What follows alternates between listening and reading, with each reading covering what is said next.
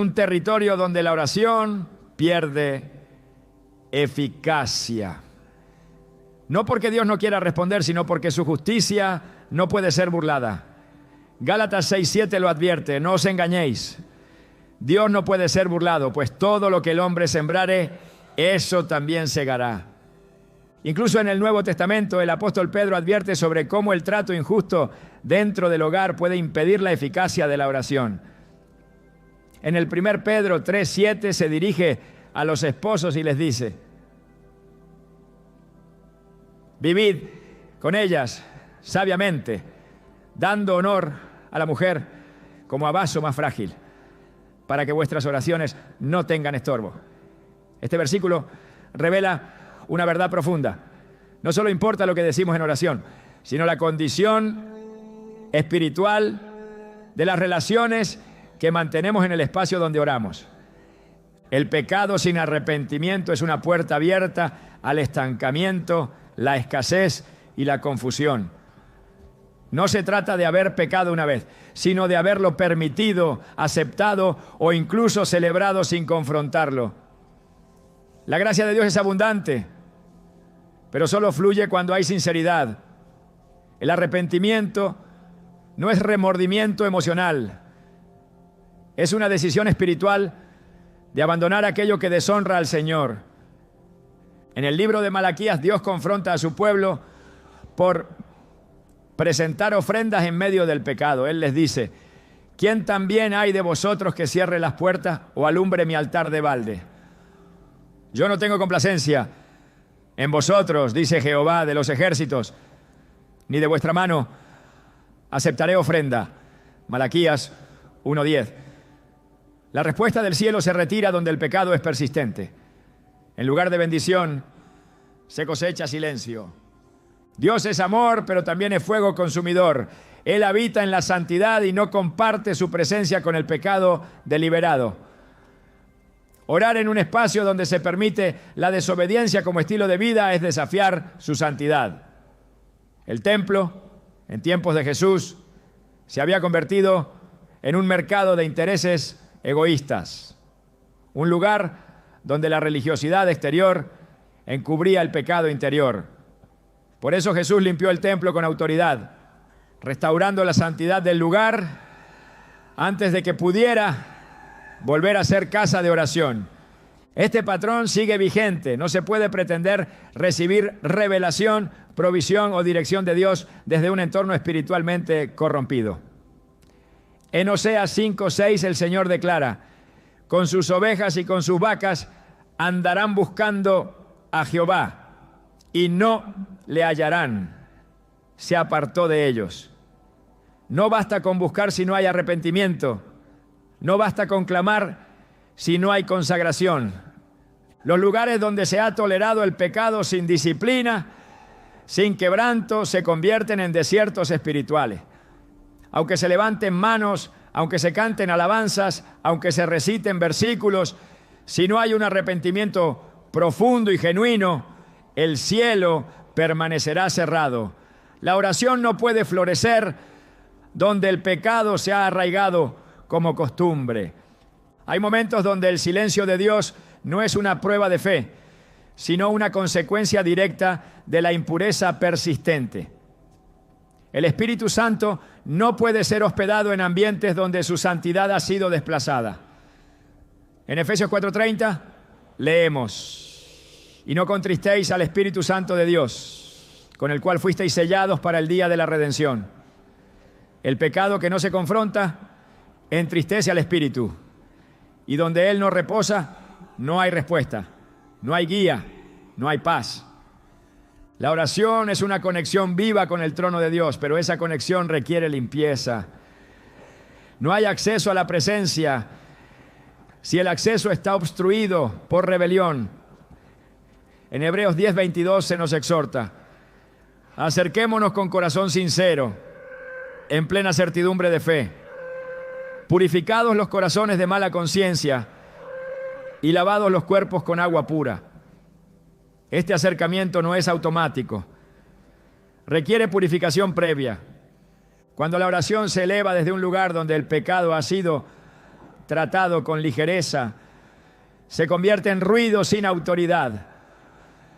En Amós 5, 21 a 23, Dios dice: aborrezco, abomino vuestras solemnidades. Aunque me ofrezcáis vuestros holocaustos y vuestras ofrendas, no los aceptaré. Quita de mí la multitud de tus cantares, pues no escucharé las salmodias de tus instrumentos. Sin santidad incluso la adoración es rechazada. Es necesario examinar con seriedad el entorno desde donde se ora. No basta con buenas intenciones. Se requiere limpieza espiritual, arrepentimiento genuino y restauración de la justicia. Cuando esto ocurre, el lugar se transforma. Donde antes reinaba el pecado, ahora habita la gloria. Donde había estancamiento, se abre el camino. Donde había silencio, Dios vuelve a hablar. Hay ambientes donde el silencio pesa más que las palabras, donde la tensión no se ve, pero se percibe, donde la discordia ha echado raíces y ha desplazado toda posibilidad de paz. En esos lugares, la oración no encuentra eco, no porque Dios haya dejado de ser misericordioso, sino porque el corazón endurecido de quienes habitan allí ha levantado un muro invisible, pero infranqueable. Donde hay falta de perdón, la presencia de Dios se retira. Donde reina el conflicto sin resolución, el Espíritu Santo no se manifiesta. La oración en tales condiciones no tiene fuerza, no tiene dirección, no tiene respaldo del cielo. Jesús, al enseñar sobre la oración, introdujo una condición que muchos pasan por alto. En Marcos 11 y 25 declaró: y cuando estéis orando, perdonad si tenéis algo contra alguno, para que también vuestro Padre que está en los cielos os perdone a vosotros vuestras ofensas. No es una sugerencia, es un principio espiritual irrevocable. El perdón que recibimos está directamente relacionado con el perdón que otorgamos. Ninguna oración tiene poder cuando se eleva desde un corazón que guarda rencor, resentimiento o deseos de venganza. Y si eso ocurre en el corazón aún más crítica, es la atmósfera donde tales emociones han sido alimentadas. Un hogar donde se ha permitido que el enojo se convierta en costumbre, se transforma en un lugar espiritualmente seco. Las palabras que se pronuncian en oración, aunque sean correctas, son anuladas por el ambiente de división. En Mateo 5, 23 a 24, Jesús dio una instrucción específica. Si traes tu ofrenda al altar y allí te acuerdas de que tu hermano tiene algo contra ti, deja allí tu ofrenda delante del altar y anda, reconcíliate primero con tu hermano y entonces ven y presenta tu ofrenda. Este acto de reconciliación no es un añadido opcional a la vida de fe, es el prerequisito para que nuestra adoración, nuestras súplicas y nuestras palabras tengan acceso ante el trono de Dios. El conflicto sin resolución no solo impide que la oración sea escuchada, invita a otras fuerzas a operar. Efesios 4, 26 a 27 nos advierte: airaos, pero no pequéis, no se ponga el sol sobre vuestro enojo, ni deis lugar al diablo. El enojo que se perpetúa da permiso al enemigo para establecer bases espirituales en un ambiente. Y si esas bases no se desarraigan, se convierten en fortaleza. Las palabras de oración, por muy bien intencionadas que sean, no pueden coexistir con la oscuridad del rencor sin provocar silencio del cielo.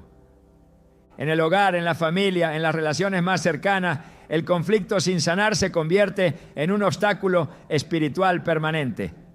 Santiago 3:16 dice: porque donde hay celos y contención, allí hay perturbación y toda obra perversa. Esa perturbación se extiende a todas las áreas. No solo afecta la paz emocional, sino también la eficacia de las peticiones elevadas a Dios. El lugar donde se ora se convierte en un eco de lo que hay en el corazón de quienes habitan allí. No se puede invocar la paz del cielo en un ambiente donde no se ha restaurado la paz entre las personas. No se puede pedir unidad espiritual cuando hay divisiones constantes en lo cotidiano. El altar familiar pierde su poder cuando se mantiene en él el veneno del juicio, la crítica o la falta de compasión. En el 1 Juan 4:20 leemos: si alguno dice, yo amo a Dios y aborrece a su hermano, es mentiroso. Esta afirmación es definitiva. No hay comunión con Dios cuando se niega la comunión con el prójimo. El conflicto no resuelto es una forma de contaminación espiritual. Es una presencia no física pero real que interfiere con el fluir de la gracia. En Hebreos 12:15 se nos exhorta a mirar bien. No sea que alguno deje de alcanzar la gracia de Dios, que brotando alguna raíz de amargura os estorbe. Esa raíz, aunque no siempre visible, impide que la gracia fluya. Y sin gracia, la oración se convierte en un ejercicio vacío. La Escritura también revela que el Espíritu de Dios es un espíritu de unidad, no de división. En 2 Corintios 13:11, el apóstol Pablo exhorta: vivid en paz, y el Dios de paz y de amor estará con vosotros. Donde hay paz, Dios habita. Donde hay conflicto sostenido, el espíritu se contrista. La oración que se pronuncia en medio de una atmósfera de contienda no puede producir el fruto que se espera, no porque Dios no tenga poder, sino porque Dios ha establecido el orden espiritual para que ese poder fluya sobre fundamentos de amor, perdón y reconciliación. Cuando Jesús oró al Padre en Juan 17, su intercesión incluyó una súplica por la unidad de los creyentes. Para que todos sean uno como tú, oh Padre, en mí y yo en ti, que también ellos sean uno en nosotros, para que el mundo crea que tú me enviaste. Juan 17:21. La unidad no es solo una señal de amor entre los creyentes, es una plataforma para que el poder de Dios se manifieste. Donde hay división, esa plataforma se desmorona. El conflicto persistente en un espacio genera una atmósfera que debilita la fe, alimenta el miedo y fomenta la duda. Las oraciones que se elevan en ese contexto no solo carecen de fuerza, sino que muchas veces se contradicen a sí mismas. Se ora por bendición mientras se maldice con palabras o actitudes.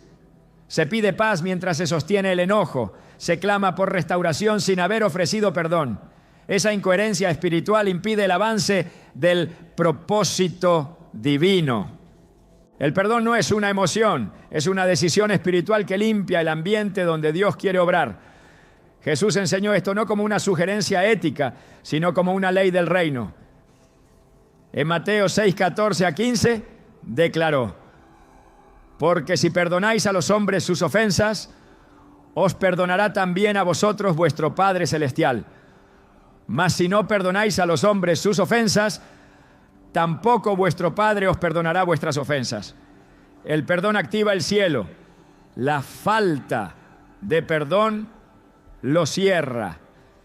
Muchos oran buscando dirección, provisión, sanidad o intervención divina, pero no han tratado con el veneno del conflicto.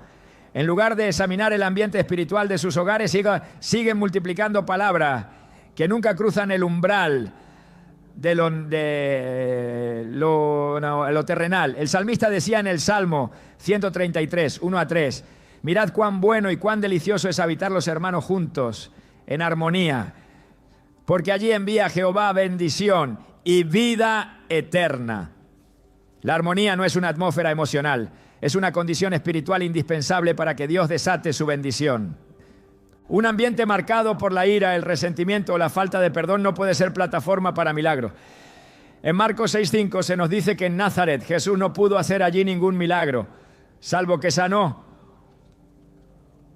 Llenó a unos pocos enfermos, poniendo sobre ellos las manos. ¿La razón? El ambiente estaba saturado de incredulidad, orgullo y rechazo. Aunque el poder de Jesús no había disminuido, la condición espiritual del entorno impidió su manifestación plena. El conflicto, cuando no se trata, se convierte en hábito. Y ese hábito establece un ambiente espiritual incompatible con la gloria de Dios. En Romanos 12:18 Pablo instruye: si es posible, en cuanto dependa de vosotros, estad en paz con todos los hombres. Esta paz no es una sugerencia para tener vidas tranquilas, es un requisito para habitar bajo cielos abiertos. Donde no hay paz con los hombres, no hay alineamiento con Dios. La oración más poderosa no se mide por la elocuencia, sino por la condición del corazón y el entorno. La intercesión más efectiva nace de espacios donde la paz ha sido restaurada, donde el perdón ha sido liberado, donde la unidad ha sido establecida. El conflicto destruye esa base, y mientras el conflicto permanezca, la oración carece de plataforma. El Espíritu de Dios no habita en ambientes donde la crítica es constante, donde el juicio es norma, donde el orgullo impide la reconciliación. Él busca corazones contritos, espacios humildes, ambientes donde la verdad ha sido restaurada. En Santiago 3:17 leemos: pero la sabiduría que es de lo alto es primeramente pura, después pacífica, amable, benigna, llena de misericordia y de buenos frutos, sin incertidumbre ni hipocresía. Allí donde estas cualidades predominan, el cielo responde. Es tiempo de evaluar los espacios donde se ora, no solo por lo que se dice, sino por lo que permanece no resuelto. Un altar en medio de la discordia no es altar, es solo una mesa vacía. Las palabras que se elevan desde un ambiente contaminado por el conflicto no se convierten en incienso delante de Dios. Solo cuando el corazón se ha rendido, cuando la reconciliación ha sido buscada, cuando la paz ha sido restaurada, la oración se transforma en poder. No todos los lugares son fértiles para la fe. Hay atmósferas donde las palabras parecen rebotar en el aire, donde la oración se disuelve sin dirección, donde lo que debería ser un clamor con poder se convierte en un murmullo sin eco. Estos lugares no son necesariamente físicos en su apariencia, pero están espiritualmente contaminados por una presencia silenciosa y destructiva, la incredulidad. El doble ánimo no es una simple vacilación, es una fractura interior que altera el ambiente espiritual, una división invisible que cierra los cielos y neutraliza la oración. Santiago 1:6-7 advierte con claridad. Pero pida con fe, no dudando nada, porque el que duda es semejante a la onda del mar, que es arrastrada por el viento y echada de una parte a otra. No piense, pues, quien tal haga, que recibirá cosa alguna del Señor. Este pasaje no habla de la debilidad de la oración, sino de la inestabilidad del lugar espiritual desde donde se ora. Porque donde hay doble ánimo, no hay afirmación. Donde hay duda, no hay autoridad. Y donde la fe no está anclada, la respuesta divina se disuelve. El doble ánimo crea ambientes inconsistentes y esa inconsistencia no es neutral, es destructiva. En esos espacios la fe no germina porque no encuentra terreno firme donde arraigarse. La oración pronunciada en un lugar donde se duda del carácter de Dios, donde se cuestiona su poder o se negocia su voluntad, se vuelve inefectiva no por falta de palabras, sino por ausencia de convicción. En Hebreos 11:6 se nos declara un principio inquebrantable. Sin fe es imposible agradar a Dios, porque es necesario que el que se acerca a Dios crea que le hay y que es galardonador de los que le buscan. La oración nace del acercamiento, pero ese acercamiento debe estar revestido de certeza. No puede haber recompensa si no hay confianza. La duda no es siempre explícita. A veces se camufla de religiosidad, de discurso correcto, de repetición mecánica. Pero en lo invisible está erosionando la fuerza de la oración. Jesús mismo lo vivió en su visita a Nazaret. Marcos 6 relata que no pudo hacer allí ningún milagro, salvo que sanó a unos pocos enfermos. Y estaba asombrado de la incredulidad de ellos. El problema no era la falta de necesidad, era la saturación de incredulidad. Ese pueblo, familiarizado con su figura humana, no pudo percibir su poder divino. Y ese tipo de ambiente, aunque lleno de oraciones, no produce intervención divina. La falta de fe no se manifiesta solo con palabras de negación. A veces se revela en la falta de acción, en la ausencia de expectativa, en la resignación pasiva que dice si Dios quiere, pero no se atreve a creer que Él ya ha querido. Un lugar donde se ora sin esperanza se vuelve espiritualmente estéril, porque la fe no es una emoción optimista, es una certeza basada en el carácter inmutable de Dios. Y donde esa certeza no está presente, la atmósfera misma se convierte en un obstáculo para la intervención divina.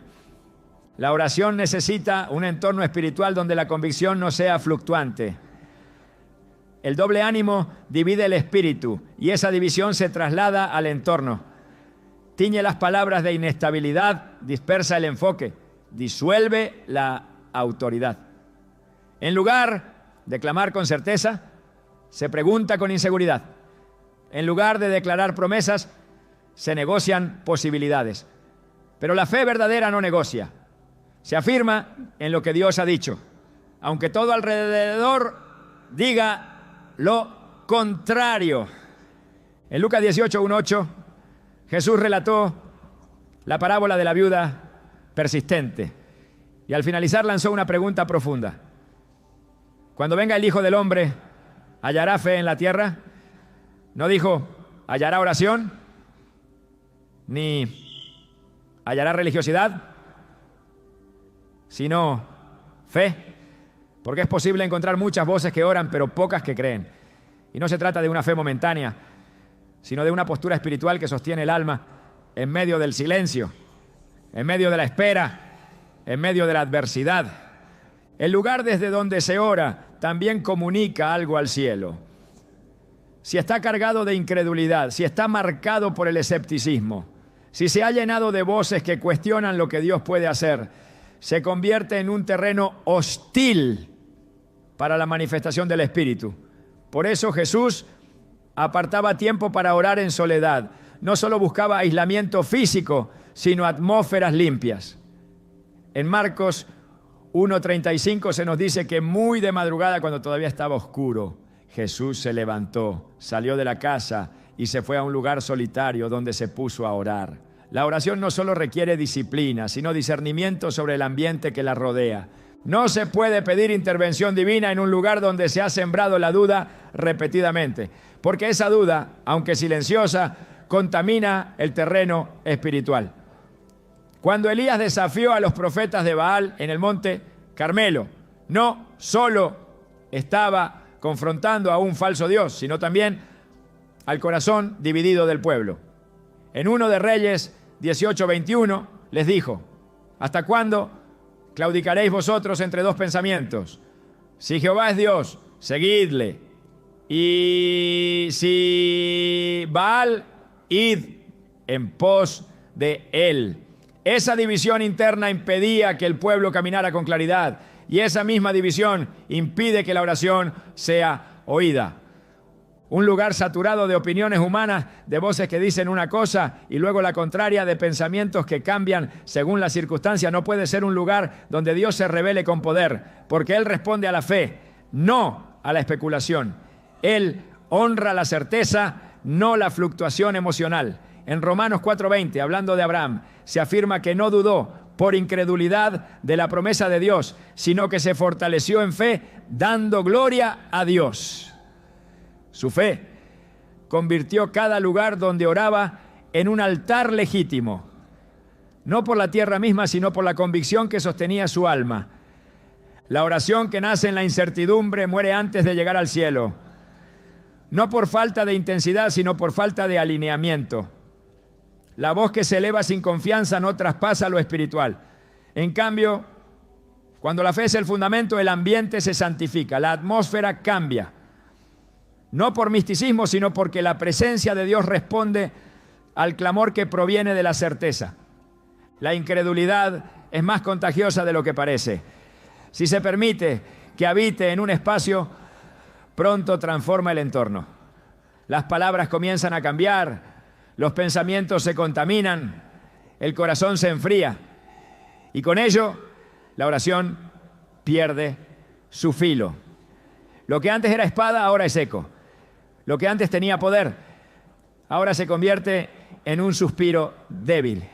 Por eso en Hebreos 3:12 se nos advierte: mirad, hermanos, que no haya en ninguno de vosotros corazón malo de incredulidad para apartarse del Dios vivo.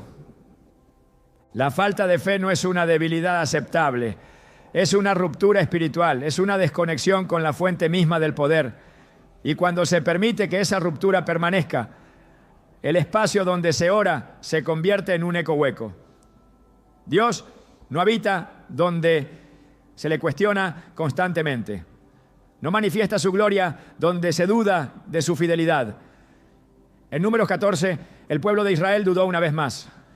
Y Dios dijo a Moisés: ¿hasta cuándo me ha de irritar este pueblo? ¿Hasta cuándo no me creerán con todas las señales que he hecho en medio de ellos? Verso 11. La incredulidad no es pasiva, es ofensiva para Dios.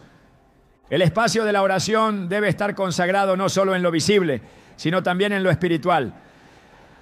Debe ser un lugar donde la fe ha sido afirmada, donde las promesas han sido sembradas, donde la palabra ha sido declarada.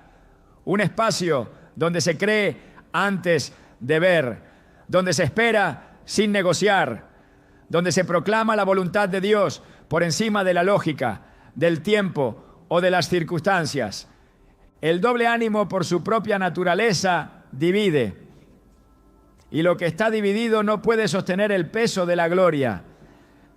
Jesús dijo en Mateo 12:25: todo reino dividido contra sí mismo es asolado, y toda ciudad o casa dividida contra sí misma no permanecerá. Si esto aplica a casas y ciudades, también aplica a lugares de oración.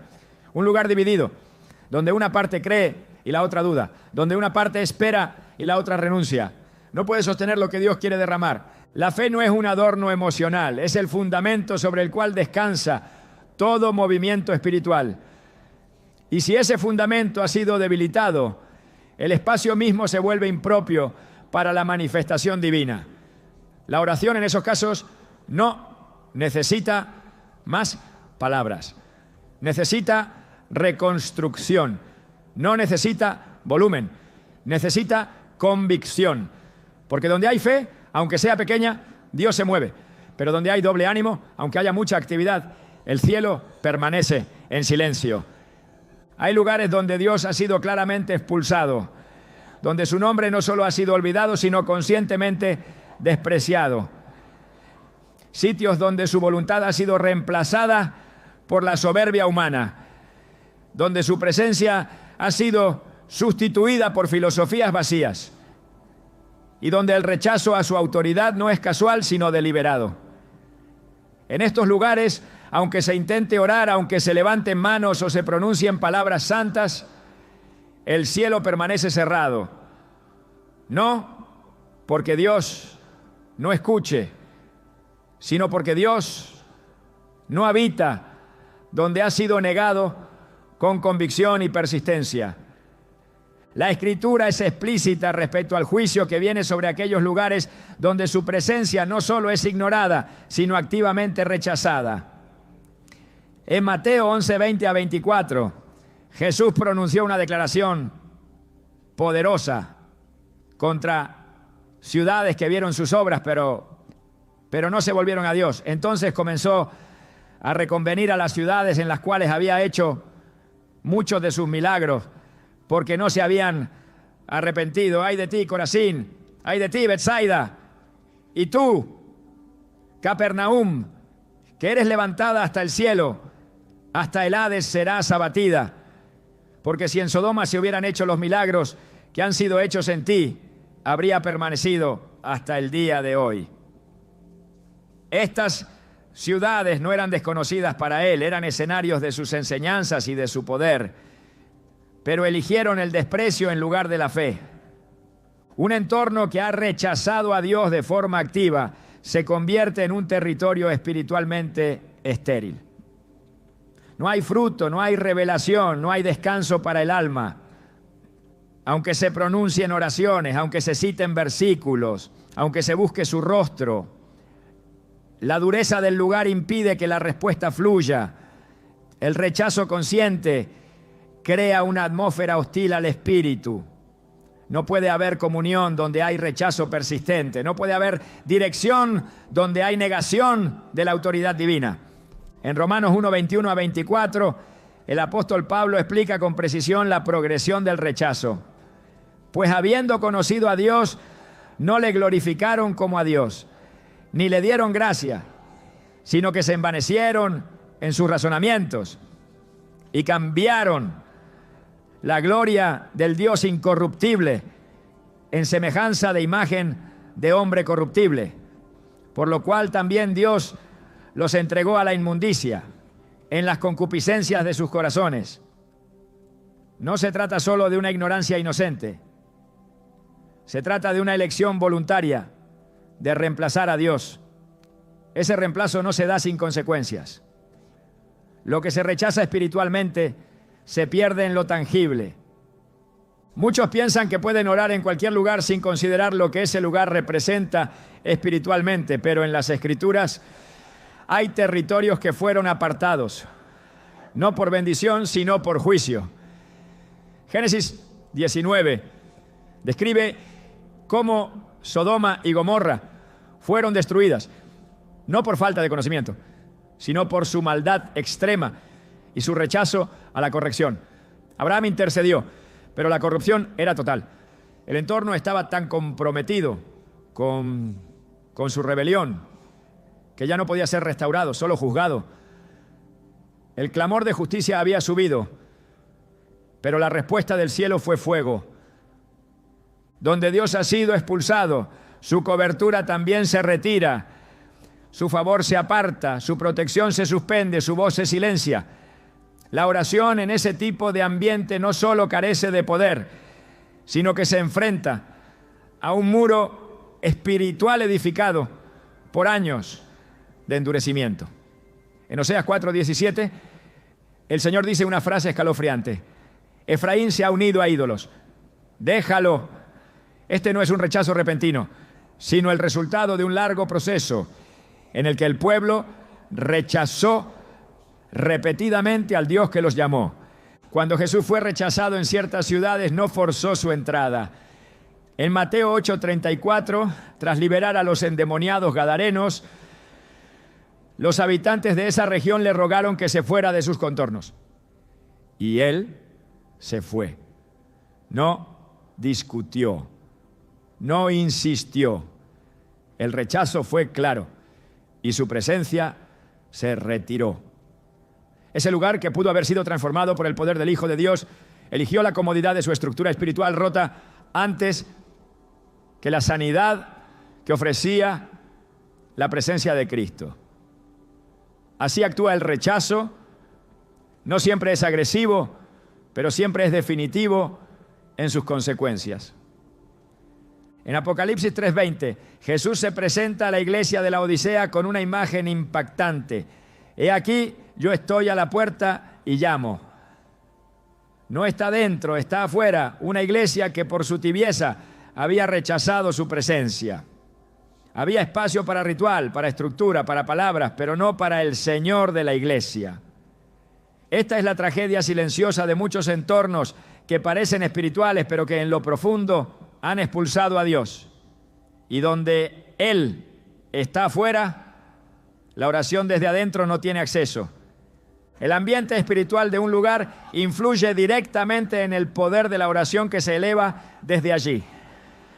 No se puede orar eficazmente en un sitio donde el nombre de Dios ha sido reemplazado por otros nombres, donde se ha declarado independencia de su autoridad, donde se ha erigido la autosuficiencia como ídolo.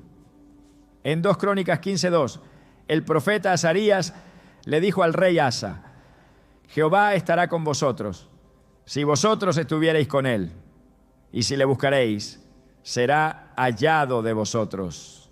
Mas si le dejaréis, él también os dejará. Esta verdad no ha cambiado. La presencia de Dios responde al trato que se le da. Donde se le rechaza, él se retira. La oración necesita más que palabras. Necesita ambiente, necesita reverencia. Necesita un terreno donde Dios no haya sido deshonrado sistemáticamente. Un espacio donde su presencia no haya sido tratada con desprecio. El clamor más ferviente pierde fuerza cuando se levanta desde un lugar donde Dios ha sido negado. En Isaías 1:15, Dios habla a un pueblo rebelde. Cuando extendáis vuestras manos, yo esconderé de vosotros mis ojos. Asimismo, cuando multipliquéis la oración, yo no oiré. El problema no era la falta de oración, sino la hipocresía del corazón y la rebeldía del entorno. El rechazo a Dios no es solo un asunto personal. Cuando un grupo, una familia, una comunidad, una nación entera decide deliberadamente cerrar las puertas al Señor, esas puertas se convierten en fortalezas de oscuridad y desde esas fortalezas, aunque algunos intenten orar, no hay acceso abierto. El cielo no responde donde la tierra ha declarado su independencia de Dios. El reino de los cielos se establece donde hay aceptación, humildad y apertura. Nunca donde hay soberbia y resistencia. Incluso el mismo Jesús, siendo la plenitud de Dios encarnado, no pudo hacer milagros donde fue rechazado. Su divinidad no disminuyó, su poder no se redujo. Pero el ambiente contaminado por la incredulidad y el rechazo impidió la manifestación de su gloria. Esto nos revela un principio inalterable. El entorno espiritual afecta la manifestación del cielo. Y cuando ese entorno ha sido marcado por una negación persistente, ninguna forma externa de devoción puede reemplazar el vacío de una presencia ausente. El llamado es claro: antes de orar en un lugar, debe evaluarse si ese entorno ha honrado a Dios o lo ha rechazado. Porque no todo terreno es fértil para el cielo. No todo lugar puede convertirse en altar. Algunos han sido marcados por el desprecio espiritual, por la profanación de lo sagrado, por la negación continua de la verdad. Y mientras esa marca no sea quebrada por arrepentimiento profundo, por consagración y por restauración espiritual, la oración que allí se eleva no encontrará respuesta. No se puede invocar la santidad en un lugar saturado de lo profano. La oración pierde autoridad cuando es pronunciada en medio de objetos que han sido consagrados a fuerzas contrarias al Espíritu de Dios. No es suficiente con una voz fervorosa si el entorno grita lo opuesto. Hay espacios donde la atmósfera espiritual ha sido corrompida por objetos cargados de simbolismos que contradicen la palabra. No siempre son evidentes. Muchos se presentan como decorativos, inofensivos, culturales, pero en lo invisible son portales que conservan pactos antiguos, sellos de oscuridad que desactivan el poder de la oración. Deuteronomio 7:26 no deja espacio para ambigüedades. No meterás cosa abominable en tu casa para que no seas anatema como ella. La aborrecerás y la abominarás del todo porque es anatema. Lo que se permite entrar con tolerancia termina operando con autoridad. No se trata solo de la intención del dueño del objeto, sino del espíritu que representa. Un amuleto heredado, una imagen de adoración ajena a Dios, un símbolo ocultista, un libro de prácticas esotéricas o una prenda consagrada en ritos de invocación. Cada uno de estos elementos abre puertas que el creyente muchas veces no sabe que están abiertas. La Biblia muestra que los objetos tienen peso espiritual. En Josué 7, el pecado de Acán no consistió solo en tomar lo prohibido, sino en esconderlo entre sus posesiones. Su casa fue contaminada por lo que guardó, y el campamento entero sufrió las consecuencias. Dios no respondió a Josué mientras lo oculto no fue expuesto y destruido. Solo cuando el anatema fue eliminado, volvió la bendición. No basta con orar, hay que purificar el entorno. En Hechos 19:19, los creyentes de Éfeso que habían practicado la magia llevaron públicamente sus libros y los quemaron. No los escondieron, no los regalaron, no los guardaron como recuerdos. Los destruyeron porque comprendieron que mientras esos objetos existieran, seguirían afectando el ambiente espiritual. El poder de Dios no opera en medio de herramientas del enemigo. Esos libros representaban alianzas pasadas, prácticas oscuras, puertas abiertas. La oración auténtica requiere cerrar todo acceso que el enemigo pueda usar como punto de contacto. La presencia del Espíritu Santo no cohabita con lo impuro. En 2 Corintios 6:16-17 está escrito: ¿y qué acuerdo hay entre el templo de Dios y los ídolos? Por lo cual salid de en medio de ellos y apartaos, dice el Señor, y no toquéis lo inmundo, y yo os recibiré. La condición para la manifestación divina es separación, y esa separación no es simbólica, es práctica. Involucra objetos, espacios y atmósferas. No se puede orar en un lugar donde se tolera lo que Dios ha declarado abominación y esperar que el cielo se abra. Muchos oran sin saber que su entorno está lleno de señales que niegan lo que sus labios proclaman. Un rincón adornado con imágenes ajenas a la fe, una repisa con elementos de superstición, una joya consagrada, una estatua que evoca deidades paganas. Cada objeto es un altar, y si ese altar no está consagrado a Jehová, entonces ha sido edificado para otro propósito. La limpieza espiritual del entorno no es legalismo, es discernimiento. Donde el Espíritu de Dios reposa, hay orden, hay luz, hay verdad. La oración solo puede elevarse con libertad donde hay santidad.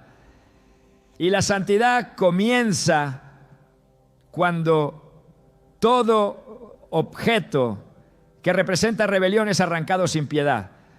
No se trata solo de evitar los lugares incorrectos. Se trata de despertar una conciencia espiritual que te permita discernir cuándo el terreno es fértil para la presencia de Dios y cuándo ha sido espiritualmente arrasado. Porque cada vez que oras, estás activando una dimensión invisible. Cada palabra, cada clamor, cada suspiro delante del cielo establece una conexión directa con el mundo espiritual. Pero esa conexión necesita fundamentos. Y no todos los suelos permiten que esa conexión se mantenga firme. Hay una realidad que muchos no consideran. La oración no transforma automáticamente el ambiente si ese ambiente ha sido estructurado para resistir la voluntad de Dios. No basta con hablar, hay que establecer gobierno espiritual.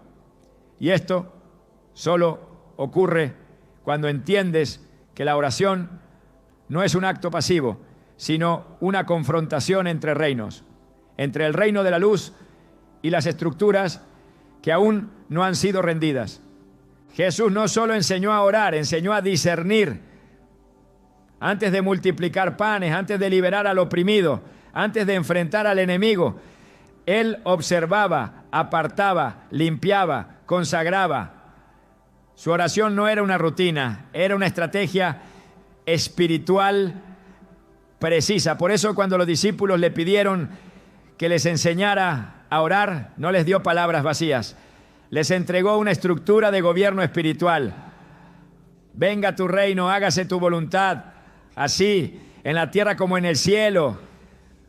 Mateo 6:10. Ese modelo no solo define el contenido de la oración, sino también la condición del lugar donde esa oración debe ser establecida. Cuando oras en lugares incorrectos, estás intentando instalar una semilla en tierra ajena. Pero cuando entiendes dónde Dios quiere que edifiques tu altar, entonces tus palabras no solo suben, sino que descienden con autoridad. La oración deja de ser un escape emocional y se convierte en una herramienta de conquista. Y es ahí donde el enemigo tiembla, porque sabe que ya no estás hablando desde la emoción, sino desde una posición establecida por el cielo. Lo que hoy necesita no es orar más fuerte, sino con mayor discernimiento. No es repetir palabras, sino gobernar con lo que has recibido. La pobreza espiritual, la escasez emocional, la confusión persistente, muchas veces no son resultado de falta de oración, sino de orar en terrenos donde la fe nunca fue invitada a reinar. Pero cuando consagras el lugar, cuando limpias el terreno, cuando haces espacio real para la presencia de Dios, entonces el cielo responde. Y lo que antes era un silencio doloroso se transforma en dirección clara, en paz profunda, en provisión abundante. Tu altar debe estar donde Dios habita. Y Dios habita donde hay orden, santidad y rendición. Que cada oración tuya sea un acto de establecimiento del reino y no solo un intento de supervivencia. Porque cuando el altar está en el lugar correcto, no hay infierno que pueda resistir el poder que allí se libera.